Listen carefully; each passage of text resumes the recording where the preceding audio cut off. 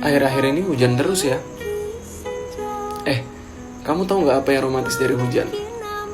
Hujan, dia selalu kembali meski dia tahu rasanya jatuh berkali-kali. Wow.